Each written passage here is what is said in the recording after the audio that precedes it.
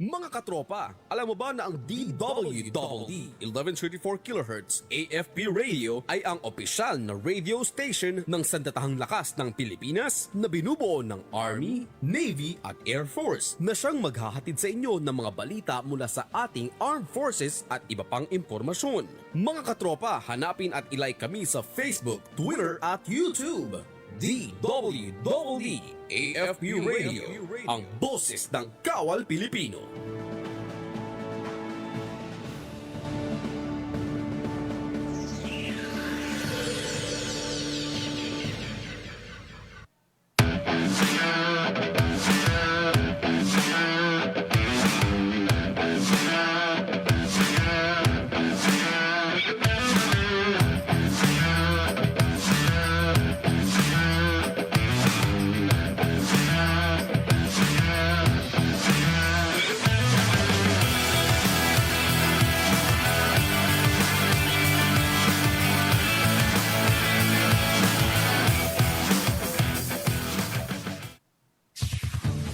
Ito ang DWDD 1134 kHz AM.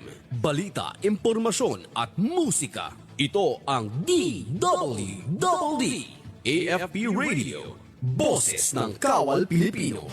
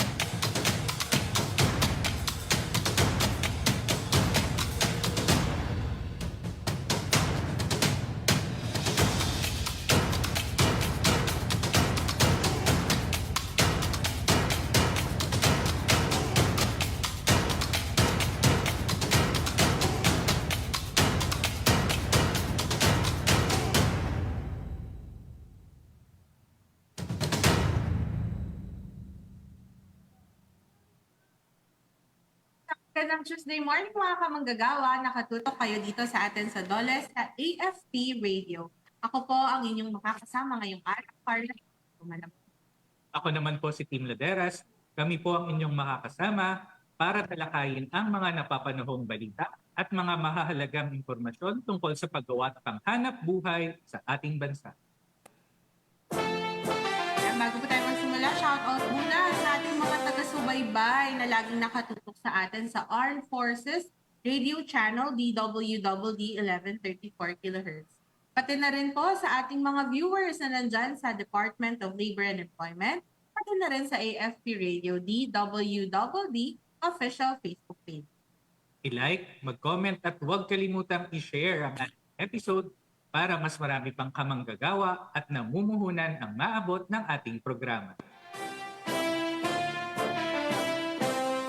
Yan, magandang umaga mga kamanggagawa, magandang umaga Sir Tis. Siyempre magandang umaga sa ating mga kasamahan dito. Ika-13 na po ng Mayo ngayong araw at kakatapos lang no Sir Tis ng ating 2025 mid-year election. Kahapon, nakaboto ka ba? Yes, Ma'am Carla. Yes, ayan. Yan, nakaboto tayo. Ayan. At balita ko nga nagkaroon ng mga konti lang naman ng mga aberya pero sana po naging generally maayos po yung ating experience sa pagboto kahapon.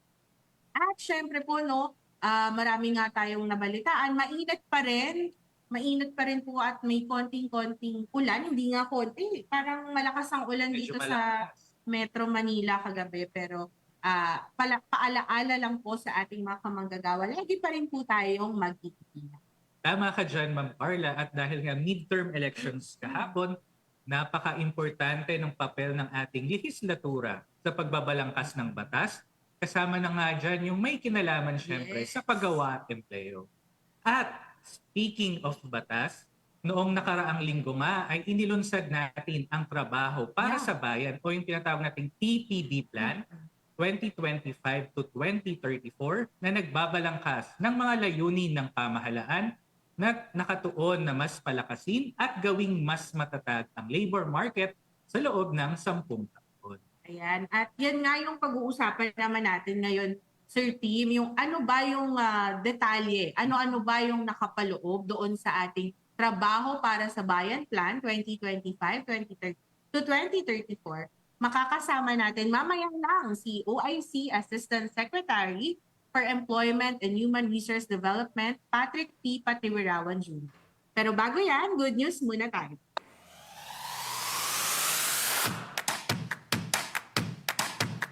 Magandang balita mula sa Lambak, Cagayan.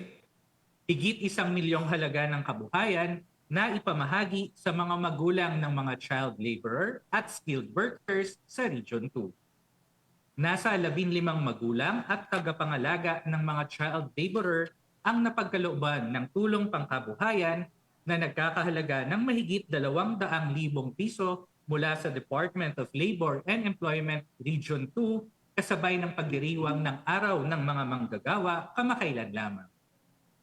Layunin ng inisyatibang ito na mapaangat ang antas ng pamumuhay ng mga benepisyaryo upang hindi na magtrabaho sa murang edad at sa halip ay masuportahan ang pamilya sa mas maayos na paraan.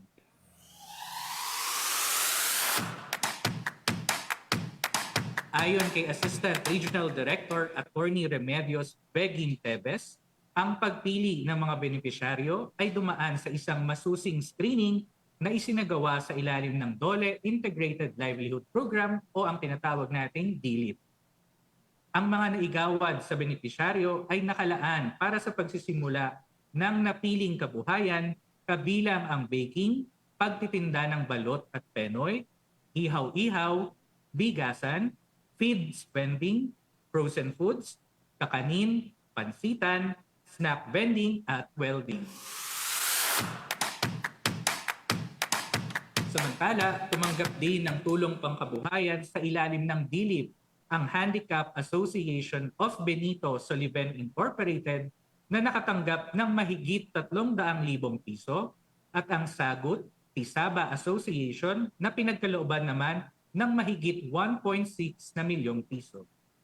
Ginawaran din si Delmar June Diaz ng Delphine Albano ng livelihood kit na nagkakahalaga ng mahigit 30,000 piso. Isa lamang siya sa mga benepisyaryo na dating biktima ng paglabag sa karapatang pantao. Sa kagustuhang mabago ang takbo ng buhay at umangat mula sa mapait na karanasan, ninais nitong bumangon muli at subukang magsimula ng sariling motorcycle at machine repair shop. Mahigit 250 milyong piso naman ang ipinagkaloob sa Iselco 2 Labor Union bilang suporta sa kanilang Kadiwa Retail Store Project. Sa turnover ceremony, nanguna si ARD Attorney Remedios Begin Tebes, Provincial Director Reginald Astioco, IPMA Cora M. Uwa, Peso Manager ng CGU Ilagan Paulo Hanayto Sanidad at Evan J. Diaz, DMD Labor Sector Representative ng Lalawigan ng Isabela. Good news naman mula sa Calabarzon. Higit 140 job applicants hired on the spot sa Antipolo Job Fair. Umabot sa 147 aplikante ang agad na natanggap sa trabaho sa isinagawang mega job fair sa Robinson's Place, Antipolo. Ito ay inorganisa ng pamahalaang lungsod ng Antipolo sa pamamagitan ng Public Employment Service Office nito, katuwang ang Robinson's Antipolo at Dole Rizal. Naitala ang kabuuang higit 800 aplikante lumahok sa job fair kung saan mahigit 1,500 job vacancies mula sa 33 kumpanyang kalahok ang nag-alok ng iba't ibang oportunidad sa iba't ibang industriya. Isa sa mga naging hired on the spot, si Aldrin Azania, 32-year-old mula sa San Andres, Cainta, Rizal, na natanggap bilang isang delivery helper sa Wilcon Depot. Ibinahagi ni Azania na unang beses dumalo sa job fair ang kanyang kasiyahan matapos makahanap ng trabaho sa loob lamang ng ilang mga oras. Ang payo niya para sa mga katulad niyang naghahanap ng trabaho ay huwag mawala ng pag-asa. Mag-apply lang daw nang mag-apply hanggat mayroong opportunity.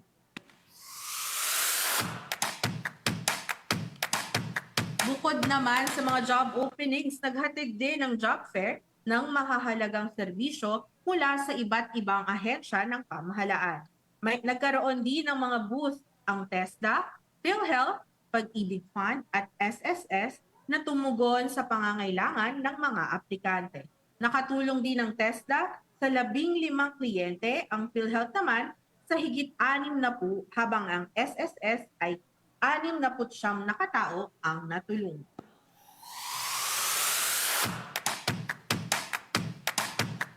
Layunin ng Mega Job Fair na pag-ugnayin ng mga employer at aplikanteng Rizaleño at patunay ito ng matagumpay na pagtutulungan ng lokal na pamahalaan, mga ahensya ng nasyonal at mga katuwang mula sa pribadong sektor.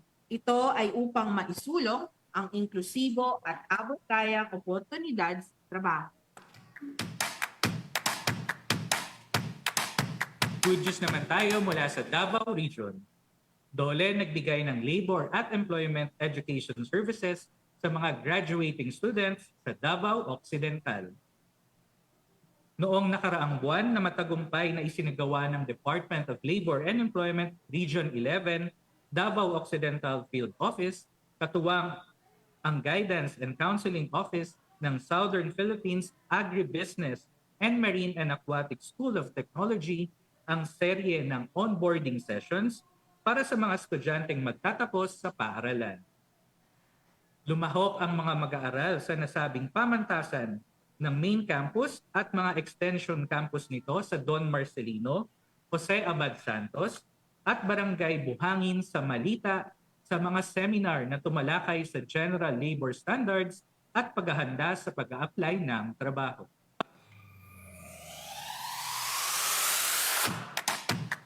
Layunin ng mga sesyon na ito na ihanda ang mga estudyante sa mundo ng trabaho at bigyan sila ng sapat na kaalaman upang makapagsimula sa kanilang mga propesyon ng may tiwala sa sarili. Ayon kay Jerica Loren Ibanez, isang graduating student ng Bachelor in Public Administration, nagbigay ang session ng makabuluhang kaalaman at praktikal na kasanayan na magagamit nila sa kanilang pagsisimula ng karera.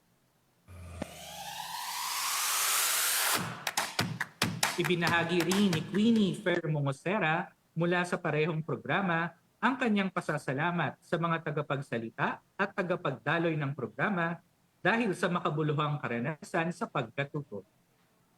Patuloy ang DOLE sa pagtupad ng layunin nitong suportahan ang akademiko at profesional na pagunlad ng mga kabataan upang mas maging handa sila sa mga hamon ng kanilang piniling propesyon.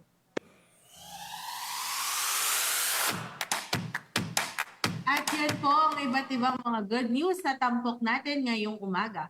Susunod na po ang ating panayam kay OIC Assistant Secretary Patrick P. Patriwirawan Jr. Ukol yan sa trabaho para sa Bayan Plan 2025-2034. Pagkatapos po yan ng ilang mga paalala. Oras po natin, 11:28 a.m. Alamin ang mga mainit na balita mula sa ating Armed Forces. Tumutok sa 1134 kHz AM sa inyong mga radyo at manood online. I-like at i-share ang AFP Radio DWWD Facebook page. Ito ang DWWD Armed Forces Radio, ang boses ng Kawal Pilipino.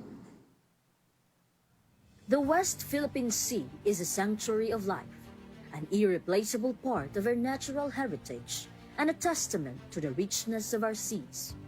Here, within the Coral Triangle, lies one of the world's most biodiverse ecosystems. Over 500 coral species thrive here, creating habitats for countless fish and marine creatures. These reefs not only support diverse life, but also protect our coastlands and sustain our people. Our seas are home to prized fish like tuna and sardines, supporting local communities and feeding nations. This wealth in our waters reaches beyond our shores, making its protection a shared responsibility.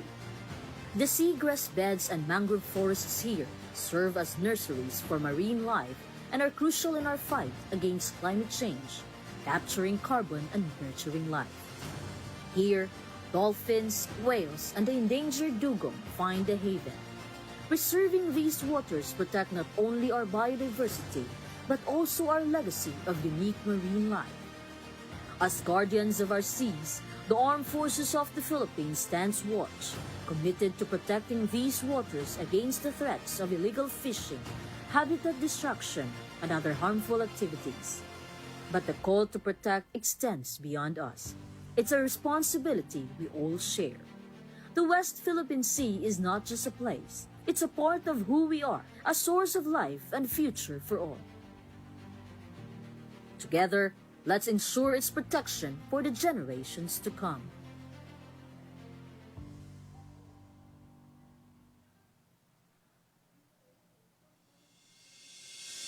The Philippine government, through the President's socio-economic agenda and the Philippine Development Plan 2023 to 2028, has made the massive and rapid creation of high-quality green jobs a top priority. While there have been improvements in terms of employment rates, challenges related to job quality persist. In response to the evolving nature of work and in line with the government's development agenda, the Department of Labor and Employment has crafted the Philippine Labor and Employment Plan 2023 to 2028. This strategic plan aims to enhance the employability of the Filipino workforce and ensure equitable access to employment opportunities by strengthening employment facilitation services. A key component of this plan focuses on providing career development support services, addressing gaps in employability dimensions such as personal and environmental factors, job objectives, skills and requirements, job search skills, and job maintenance. Meron po lang kaming isang programa na ni-revive po. Ito po yung may kinalaman sa career guidance and counseling sa mga estudyante para magkaroon po sila ng tinatawag na better informed or influenced choices. Taking off from the Career Guidance Advocacy Program. Introducing the Career Development Support Program, or CDSP. The goal of CDSP is to assist individuals in finding appropriate employment, identifying the need for upskilling or reskilling, and advancing in their chosen career paths. In a complex labor market influenced by demographic shifts, environmental concerns, digital transformation, and unexpected disruptions, career development support is essential. It plays a crucial role in achieving the objectives of education, training, and employment programs, and in fostering industry-specific skills. CDSP offers a range of support services, including career counseling to help individuals choose suitable occupations and guide them to proper job objectives, vocational counseling to assess skills and bridge gaps, and employment counseling to equip job seekers in searching out job opportunities, marketing their abilities to potential employers, retaining their jobs, or advancing in their jobs. This would also include assistance to displaced or disadvantaged workers in transitioning to new career paths. As labor markets evolve, individuals need skills to navigate education, training, and employment. To adapt to lifelong learning and changing job markets, a more extended approach to skill development is crucial. Schools are the primary institutions to inform youth about careers. They provide individual counseling and integrate career education into the curriculum at the primary and secondary levels. Public Employment Services, or PES, offer career development service to those not in educational institutions, focusing on job search and placement. Employers have two main roles in career guidance. They invest in staff training and development, benefiting their enterprise. They also collaborate with local authorities, schools, and community organizations to inform the community about job opportunities and required skills. The CDSP aims to address a major problem in employment, which is the persistent mismatch between job opportunities and the skills of the workforce, contributing to unemployment. The program has been rebranded to address the increasing need for comprehensive career development support. It integrates timely labor market information and combines career, vocational, and employment counseling interventions. The emblem CDSP, placed on the last step of a staircase, symbolizes the program's commitment to helping individuals reach their full potential and enhance their employability through career development support services. The branding, using blue and orange, represents harmonized, innovative, and comprehensive support, emphasizing the program's dedication to both personal and professional development. The CDSP is implemented at the national and local levels, involving various government departments and partnering with advocacy networks and professional associations. The Bureau of Local Employment, or BLE, serves as the secretariat of the CDSP working group. Meetings were conducted to align national government agenda and respective agency mandates in relation to career development support programs, projects, and activities. To ensure effective implementation, BLE will train focal persons in its regional offices, who will then pass on their high-quality training to local networks, ultimately enhancing collective capacity development. CDSP aims to contribute to the realization of decent work goals and improved employment outcomes for all members of the workforce.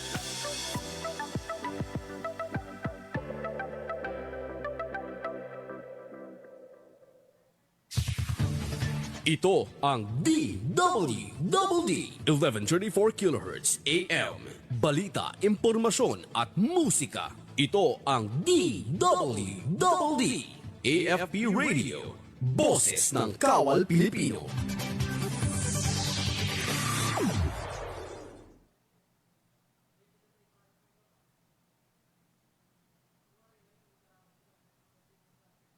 Republic Act 11962 o ang Trabaho para sa Bayan Act ang pagbabalangkas ng isang plano na nakatuon sa pagtugon ng unemployment, underemployment at iba pang hamon sa ating sektor ng paggawa at empleyo. At noon nga pong nakaraang Lunes, ika-7 ng Mayo, inilunsad ng gobyerno ang Trabaho para sa Bayan o TPB Plan 2025 to 2034. At para talakayin ang detalye ng TPB Plan, kasama po natin ngayong umaga si Dole OIC Assistant Secretary for Employment and Human Resource Development, Sir Patrick P. Patriwirawan Jr. Asek Pat, good morning at welcome back po dito sa ating program. Welcome, sir. Magandang umaga, Sir Team Ma'am Carla. Maraming salamat po sa pag-imbita po sa Kawanihan ng Lokal na Empleo. Sir, pag-usapan po natin yung ating Trabaho para sa Bayan Plan. Ito pong inilunsad natin noong nakaraang linggo. Ano po ba ito, sir? Ano po yung layunin ng plano na ito at ano po ba yung pwedeng asahan ng ating mga kamanggagawa mula po dito sa TPB Plan? OIC ASEC. Thank you, Ma'am Carla. So noong nakaraang Lunes nga po, no, naglunsad po ang pamahalaan ng tinatawag nating Trabaho para sa Bayan Plan, alinsunod sa RA 11962, no, kung saan naglabas tayo ng yung formulated natin na TPB Plan ay finally nailabas na natin sa pangunguna ng Department of the Economy, Planning and Development kasama ang DTI at ang DOLE bilang mga co-chairpersons. Kasama rin dito yung iba pang mga miyembro ng TPB Interagency Council, ang DBM, DOF, and DILG, at ang mga sectoral representatives natin mula sa labor, sa employer or business sector, at pati na rin sa workers in the informal and vulnerable sectors. So ang layunin po ng TPB Plan mula po nung sinimulan nating balangkasin, no, yung planong ito ay nagsisiguro unang-una na magkaroon ng isang labor market or business environment kung saan magkakaroon ng opportunities ang mga businesses natin, ang mga namumuhunan na lumago ang kanilang negosyo at magkaroon at mag-create ng mga dagdag pang trabaho para sa ating mga kababayan. Sa kabilang banda naman, inaasahan din natin ang TPB Plan, no, na magsasiguro ng mga strategiya na magpapaunlad, magpapataas ng kasanayan ng ating mga kababayan. Ito yung may kinalaman sa pag-expand ng kanilang access, pag-facilitate ng kanilang access sa mga opportunities, hindi lamang sa employment, kundi opportunities din sa skills development, lalong-lalo na yung may kinalaman sa mga technological advancements ngayon. Kasama rin dito yung pagsisiguro na merong social protection mechanisms at mayroong patuloy na dialogo sa ating mga stakeholders. At pinakahuli sa layunin ng TPB plan ay ang siguro na mayroong enhanced labor market governance. Ibig sabihin, yung mga namumuno na may kinalaman sa ating labor market, kasama na ang DOLE, ang NEDA, ang DTI, yung paggagawa ng trabaho at pagsisiguro na may mga workers tayo na mag-fill ng mga vacancies na ito, no, ay magkaroon, no, ng mas matindi, mas matibay na koordinasyon para masiguro yung mga opportunities na nakikreate natin ay mayroong kasabay ng mga workers na magsusupply sa kanila. At ito yung naging layunin ng ating TPB plan at kasama nito yung iba-iba pang mga components or parts or chapters ng plan na nagbibigay ng detalye sa planong ito. Tama po, no, OIC ASEC, talagang siniguro po nitong plano na lahat po ng aspeto ng paggawa at empleyo may matutugunan po natin dahil nabanggit niyo po meron sa empleyo, meron din po sa industriya at meron din pong component ng social protection. Ano po? Yes po, at hindi lamang po yan, no? Iniligay din natin sa ating TPB plan yung of course yung sitwasyon kung ano na ba ang lagay ng ating labor market. At ito yung isa sa mga patuloy nating minomonitor. Kung napapansin nyo, no, yung Department of Labor and Employment ay palagi binabantayan yung labor force survey report na inilalabas ng PSA, Philippine Statistics Authority, dahil ito yung nagbibigay sa atin ng direksyon kung ano yung mga strategiya na dapat nating palakasin at ano pa yung mga dapat nating gawin upang ma-improve yung labor market situation. Kasama niyan, parte din ng plano ay yung pag-identify ng tinatawag nating mga drivers and signals of change. So kasama po sa diskusyon na ginawa natin sa pagbabalangkas ng plano ay ma-identify ano itong mga drivers and signals na sisimula ng mga pagbabagong nangyayari sa labor market. Kasama din po dyan yung pagsasagawa ng tinatawag nating strategy framework. Ano yung ano yung pinagbabasihan natin ng lahat ng mga strategiya na ito at saan tayo nakaangkla. At pinakahuli, yung mga priority strategies at priority industries na identify din sa ating TPB plan. Ayan, nabanggit na ni ASEC yung sa mga industries, no? Sir T, may question. Yes, and since na pag-uusapan naman natin itong TPP plan, gusto rin natin magkaroon syempre ng background. OIC ASEC Pat, ano po ba yung naging reference o naging gabay natin sa pagbabalangkas nitong TPB plan at anong mga ahensya rin ba yung naging katuwang natin sa paggawa ng nasabing plano, Sir Pat? Salamat Sir Tim. No? So mula nung nakaraang taon, patuloy tayong nagsagawa ng ating konsultasyon. Sinimulan ito noong tinatawag nating National Employment Summit kung saan sa summit na iyon, pinresenta natin sa Pangulo yung mga tinatawag nating principles na magiging gabay natin sa pagbabalangkas ng mga strategies and priority industry sa planong ito.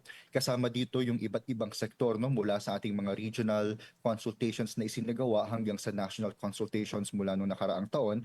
Nag-identify tayo, kasama dito, no, yung mga sektor na tinatawag nating key employment growth sectors. Kaya ito yung isa nating tinignan at ni-review kasama ang NEDA at DTI, ano na yung mga tinatawag natin ngayon priority industries mula doon sa ni-review nating regional consultations. Ano yung mga naging reference natin dito? Of course, unang-una dyan yung Philippine Development Plan, no? Yung ating policy instruments na ginamit, no? Kasama dyan yung Labor and Employment Plan, yung sectoral plan ng Labor and Employment. At of course, kasama yung ating National Technical Education and Skills Development Plan at ang Strategic Investments Priority Plan. So itong iba-ibang mga planong ginamit mula sa iba-ibang mga ahensya ng pamahalaan ay pinagsama-sama natin at siniguro na maging harmonize yung kanilang yung pag-consolidate natin at saka natin nabuo ang tinatawag nating TPB, Trabaho para sa Bayan Plan. OIC ASEC, nabanggit niyo po kanina na isa po sa layunin ng TPB ay yung paglikha po ng mas maraming trabaho. Saan po bang mga industriya natin nakikita na magkakaroon po ng mas maraming paglikha ng mga karagdagang hanap buhay po para sa ating bansa? OIC ASEC. Yeah. Thank you, Ma'am Carla. Alam naman po natin, no, na doon po sa Labor and Employment Plan ay nag-identify na po tayo nung tinatawag nating mga key employment growth sectors. Pero dito po sa trabaho para sa Bayan Plan ay nag-identify din po tayo mula, of course, sa regional consultations na isinagawa natin. Ano-ano yung mga industriyang nakita nating dapat bigyang priority sa pag-implementa po natin nitong TPB plan. So, base po sa uh, uh, lumabas na TPB plan, meron po tayong 13 na priority industries at ito ay ang mga sumusunod, no? Agriculture, including po yung agribusiness, food and advanced manufacturing, construction, transportation, digital economy, financial services, tourism, creative economy, health, housing, education, green economy at ang blue economy. Ayun. So very varied din po talaga yung industries natin. Nandiyan yung mga traditional, meron din yung mga medyo on the digital economy. Maganda ring malaman, no, talagang na-consulta yung mga concerned sa regional. Yes. Tama po, no, Dear Pat, nationwide yung ating consultation na tinatawag. Ano naman Tama po, Ma'am Carla. ano naman po, OIC Pat, yung syempre magiging bahagi o magiging part ng ating mga employers sa pagpapatupad nitong trabaho para sa Bayan Plan 2025 to 2034. We know na napakahalaga, magiging crucial din yung magiging role dito ng ating mga employers, OIC Pat. Tama kayo, Sir Team, no? Kaya po, miyembro po ang ating business sector or ang employers representative sa ating interagency council dahil sa kanila natin makukuha kung ano yung talagang pangangailangan ng ating industriya, lalong-lalo na sa may kinalaman sa skills or competencies na hinahanap nila sa labor market. Ito ay of course base sa mga vacancies na nilalabas nila at mga occupations na nakikita nating nalilikha na tinatawag nating hard to fill, emerging at critical na mga occupation. So lahat ng mga impormasyong ito ay makukuha natin sa ating employer representative na miyembro ng Interagency Council. Mahalaga ang parte na ginagampanan ng ating mga namumuhunan dahil sila ang mag-a-advise sa atin kung ano dapat ang mga interventions na ibigay natin para makatulong at makahanap ng mga angkop na mga skills and competencies sa labor market. Napaka-importante po talaga ng magiging role nila na bilang katuwang ng ating gobyerno at syempre ng ating labor sector para sa katuparan nitong ating TPB plan. Yes. Dear Pat, pagdating naman po sa mga sa issue po nito, no, lagi itong napag-uusapan, job skills mismatch, unemployment, underemployment at ito lang po ay iba sa mga iba't iba pa pong mga kinakaharap natin na issue pagdating sa usapin ng empleo. Paano naman po ba ito matutugunan ng ating TBP plan? OIC. Yes. Thank you, Ma'am Carla. So kasama po doon sa TPB plan natin yung isang chapter na tinatawag nating future-proofing the labor market, no? So doon sa future-proofing the labor market, inaasahan natin na magkakaroon na tayo ng mas coordinated, no, na labor market information system kung saan makukuha natin agad yung impormasyon na may kinalaman sa labor demand at yung mga impormasyon na may kinalaman sa labor supply. Anong ibig sabihin natin dito? Sa kasalukuyang sitwasyon natin, no, nakikita natin na nagkakaroon ng job skills mismatch dahil may mga impormasyon mula sa demand side na hindi agad na ibibigay sa ating supply side. Kaya nakikita natin hindi tugma o hindi akma yung mga napoproduce natin ng mga graduates dun sa mga vacancies na nakikita nating present sa labor market. Importanteng aspeto po ng plano yung koordinasyon, kaya po nagkaroon ng interagency council kung saan nandoon yung ating mga social partners, even yung government agencies natin na involved sa mga sektor na ito ng lipunan, no? Kaya po mahalaga yung pag-implementa natin ng mga strategies na nakapaloob dito sa TPB plan na isinasagawa, na patuloy nating isinasagawa mula sa labor and employment plan. So mula po sa PDP papuntang LEP at ngayon ay nasa TPB plan na po tayo, no? Patuloy nating isinasagawa itong mga strategiya na ito na may kinalaman sa pagpapalakas ng ating labor market information system para masiguro na yung ating mga educational institutions ay may angkop na impormasyon para ma-develop or ma-improve nila yung mga curriculum nila upang makasabay doon sa pangangailangan ng industriya na siya namang binibigay ng ating demand side, yung business sectors and employer representatives natin. Mas streamline yung mga kinakailangan natin.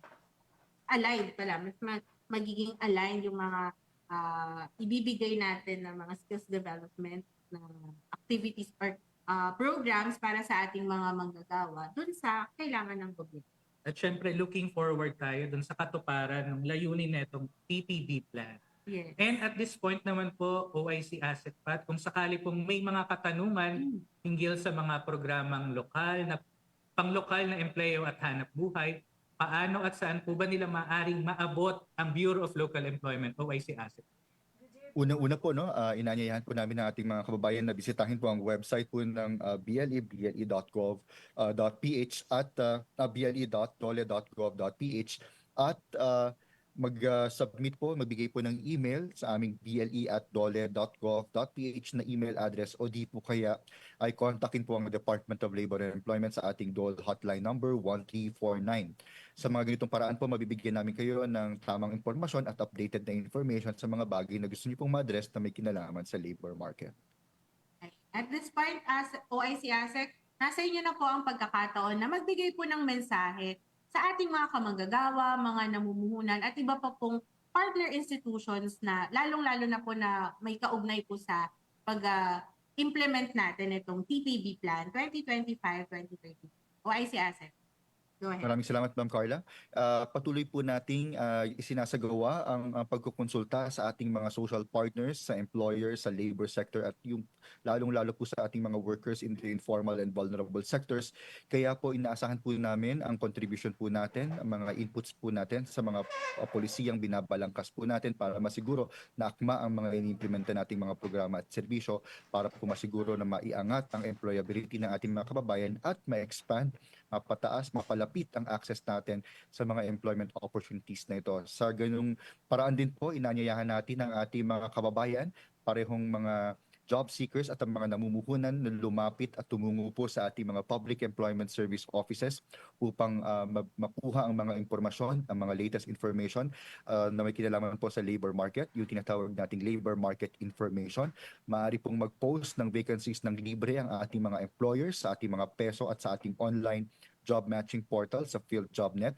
Gayon din po ang ating mga kababayan naghahanap ng trabaho. Libre pong makaka-access po sa mga vacancies na ito sa ating mga peso at sa PhilJobNet. Ito po ay parte ng mandato ng kawanihan ng lokal na empleo dahil trabaho po namin magkatrabaho ang bawat Pilipino. Hindi na namin po kayo patatagalin pa, OIC ASECPAT. Muli, maraming salamat po sa palagiang pagtanggap sa aming invitasyon. More power po, OIC ASEC at stay safe. Maraming salamat po, OIC ASEC. Maraming salamat, Sir T. Ma'am Carla. At narinig po ninyo mga kamanggagawa, si OIC Assistant Secretary for Employment and Human Resource Development at Concurrent Director ng DOLE Bureau of Local Employment, Sir Patrick P. Patriwirawan Jr. Katulad nga po ng sinabi ni OIC ASECPAT, maaari po kayong makipag-ugnayan sa Bureau of Local Employment sa pamamagitan po ng kanilang mga telephone lines at matatagpuan nyo po yan sa kanilang website ble.dole.gov.ph. Mayroon din po silang Facebook page, ayan, ang Dole Bureau of Local Employment. So, kung meron po kayong katanungan, maaari po kayong sumangguni dyan. At para sa inyong mga labor-related na tanong o kung may nais pa kayong malaman o ireklamo, bukas din po ang ating DOLE hotline 1349. I-dial nyo lamang po yan sa inyong mga telepono. Maaari din po kayong mag-send ng email sa aming hotline 1349 at dole.gov.ph. So kung meron kayong mga tanong tungkol sa labor and makakapag-email kayo, ayan, magandang makapag-send kayo sa amin na email. Pwede rin po kayong mag-direct message sa aming Facebook page para sa inyong iba pang mga labor and employment concerns. Hanapin niyo lang po ang official and verified Facebook page ng Department of Labor and Employment. I-like nyo na rin mga kamanggagawa ang ating Facebook page, Department of Labor and Employment. At mag-follow na din sa aming TikTok, Instagram, X at YouTube accounts para lagi kayong updated sa mga balita at programang hatid ng DOLE para sa inyo. I-type lamang ang @dolegov_ph. Kami rin ay nasa Viber. Hanapin lamang ang ating Viber community channel, #Serbisyong Dole. isa na naman pong episode ng ating napagsamahan mga kamanggagawa. Sa susunod na episode, abangan kung anong DOLE program ang ating tatalakayin dito sa ating programa. Sa ngalan ng aming mga kasamahan sa DOLE Information and Publication Service at sa tulong ng ating mga katropa sa Armed Forces of the Philippines Radio, ako pong muli si Tim Lader. Ako naman po, si Carla San Diego Malabanan. Tutok lang po ulit sa susunod na episode ng ating programa para sa iba pang mga serbisyong hatid ng DOLE sa bawat manggagawang Pilipino. Dito lamang po yan sa DOLE sa AFP Radio. Oras po natin, 11:55 a.m. Ang DWDD 1134 kHz AM. Balita, impormasyon at musika. Ito ang DWDD AFP Radio. Boses ng Kawal Pilipino.